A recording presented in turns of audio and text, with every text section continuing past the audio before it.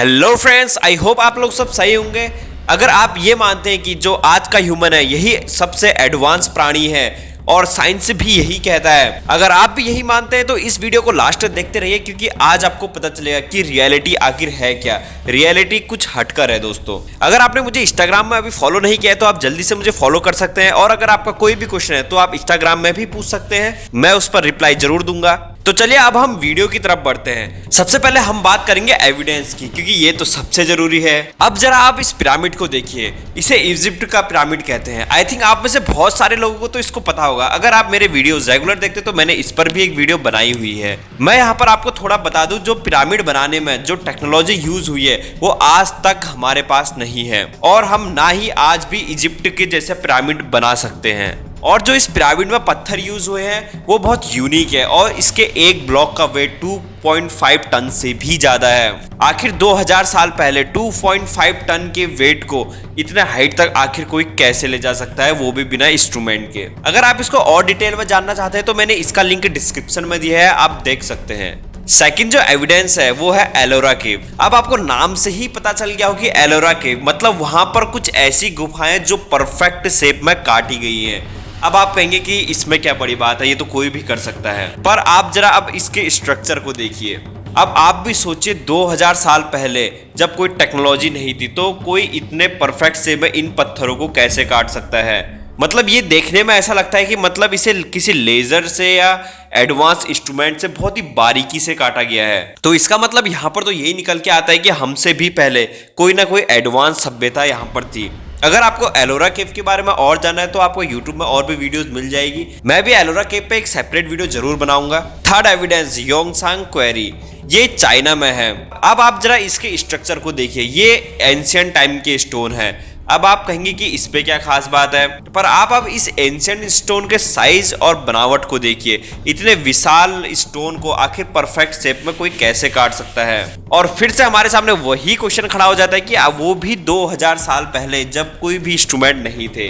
सो ये जितना रहस्यमय है उतना ही इसके अंदर कुछ ना कुछ क्वेश्चन छुपे हुए हैं। अब ये तो मैंने आपको कुछ एग्जाम्पल्स दिए, ऐसे एग्जाम्पल्स आपको दुनिया भर में मिल सकते हैं, और उन सबको एक्सप्लेन करना आखिर एक वीडियो में पॉसिबल नहीं होगा।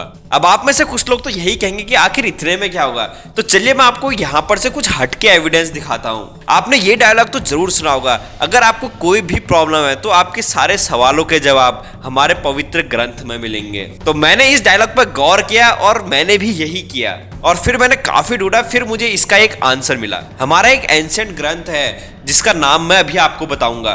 पहले इसमें क्या लिखा है ये जान लेते हैं। आप जब इस ग्रंथ को पढ़ेंगे तो आपको इस पे एक एडवांस स्पेस क्राफ्ट आखिर कैसे बनाया जाता है सब कुछ डिटेल में मिल जाएगा। इवन इस ग्रंथ में ये भी बताया गया है आखिर आपको स्पेस क्राफ्ट में कैसे रहना है और क्या खाना है और क्या नहीं खाना है।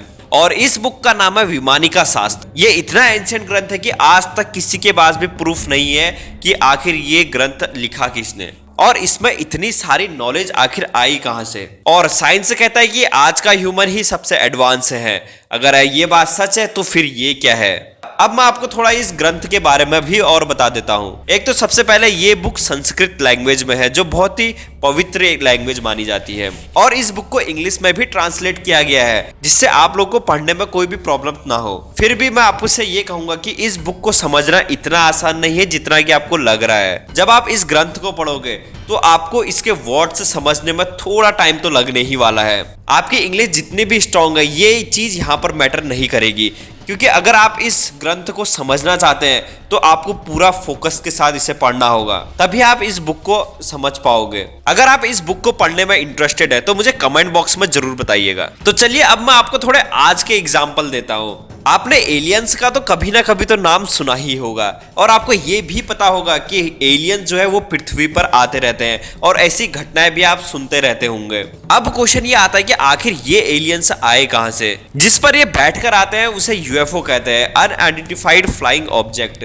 जैसे अगर हम इसे आसान भाषा में समझें, हम कार या बस में बैठकर हम ट्रेवल करते हैं तो एलियंस यूएफओ में बैठकर अर्थ पे आते हैं। अगर आज का ह्यूमन ही सबसे एडवांस है तो ये एलियंस कौन है?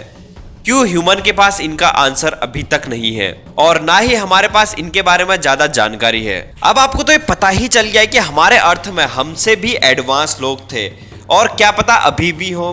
और हमें उनके बारे में पता ही ना हो। ऐसा मैं नहीं कह रहा हूं, ऐसा कुछ साइंटिस्ट कहते हैं। अगर कोई हमसे भी एडवांस सभ्यता है तो वो आखिर है कहां? वो एलियंस और यूएफओ देखने की घटनाएं आखिर कैसे सामने आती हैं? तो इसका सटीक आंसर तो अभी तक किसी के पास भी नहीं है। पर यहाँ पर कुछ साइंटिस्ट ये भी कहते हैं कि एलियंस भी दूसरे प्लेनेट में रहते हैं। और आपको तो पता ही है, हमारा यूनिवर्स इतना बड़ा है कि इस पूरे यूनिवर्स को एक्सप्लोर करने में हजारों सालों से भी ज्यादा का टाइम लगेगा। इस पर तो कोई भी डाउट नहीं कि एलियंस हमसे भी एडवांस है। मैं आपको किसी वीडियो में एलियंस के बारे में सब कुछ एक्सप्लेन कर दूंगा। सो फिलहाल अभी हम एलियंस की लोकेशन के बारे में बात कर रहे हैं। एलियंस होने के सबूत मार्स, वीनस में भी मिल चुके हैं और हमारे भी कुछ साइंटिस्ट ने अर्थ के चारों ओर यूएफओ को देखने का दावा किया है। अब मेरा भी एक क्वेश्चन है दोस्तों, अब ये सब सुनने के बाद आपको क्या लगता है, क्या हमसे भी कोई एडवांस सभ्यता एग्जिस्ट करती थी या नहीं? सो मुझे इसका जवाब कमेंट करके जरूर बताइएगा। अगर आपका आंसर यस है तो उनके लिए एक लाइक तो बनता है दोस्तों, और फिर भी मैं आपकी राय जरूर जानना चाहूंगा। सो अगर आपको ये वीडियो पसंद आई है सो इस वीडियो को लाइक और शेयर जरूर करिएगा। So thank you so much.